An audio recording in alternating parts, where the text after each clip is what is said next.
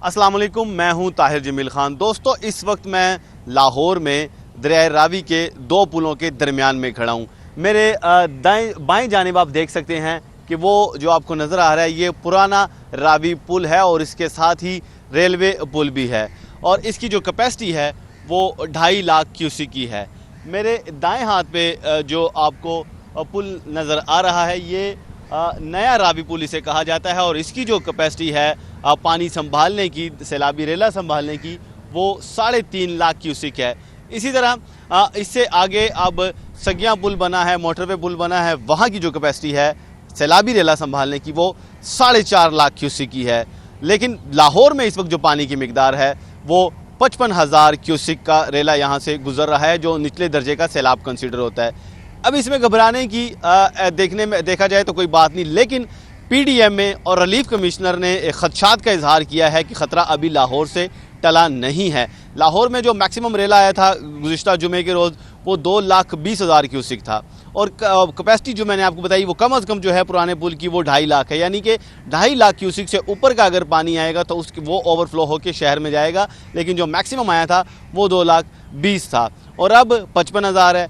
PDMA के मुताबिक मुसलसल बारिशें हो रही हैं, मानसून का मौसम अभी गया नहीं और बलाई इलाकों में शदीद बारिशें हो रही हैं, जिससे रावी का जो सतह है पानी की इसमें मज़ीद भी इजाफा हो सकता है। इसी तरह भारत की तरफ, चूँकि दरियाए रावी भारत की तरफ से आता है, हिमाचल प्रदेश से आता है, भारतीय रियासत से, और वहाँ पे कोह मालिया की जो रेंज है वो इसका मंबा है, वो वहाँ से निकलता है। तो कोह मालिया में भी बारिशें हो रही हैं, भारतीय पंजाब में भी बुरी सूरत हाल है, सैलाब ने तबाही मचाई है और गुज़िश्ता हफ्ते भी इन्हीं वजूहात की बिना पर लाहौर में 2,20,000 का रेला आया था। चूँकि उसमें बड़े फैक्टर्स थे, जिनमें सबसे बड़ा फैक्टर तो ज़ाहिर है पानी, क्लाइमेट चेंज है।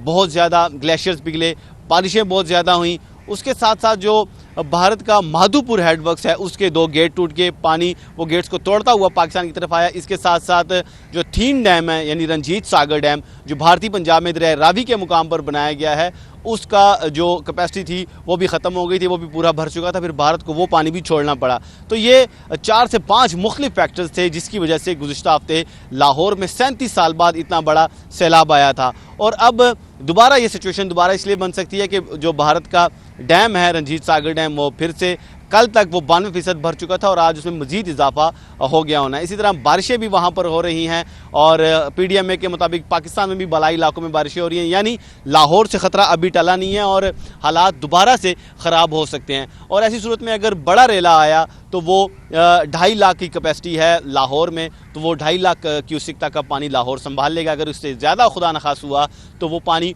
ओवरफ्लो हो जाएगा। ऐसे में सरकारें क्या करती हैं, वो ये फिर होता है कि बड़े शहर को बचाने के लिए जो पीछे ही बड़े शहर से पहले ही बंद जो होते हैं छोटे शहरों पे, जो फसलों पे, जो गांव देहात पे उनकी कुर्बानी देनी होती है, तो बंद पीछे से ही तोड़ दिया जाता है और बड़े शहर को बचाने के लिए पानी का रुख उन इलाकों में, उन देहात में और छोटे शहरों की तरफ मोड़ दिया जाता है।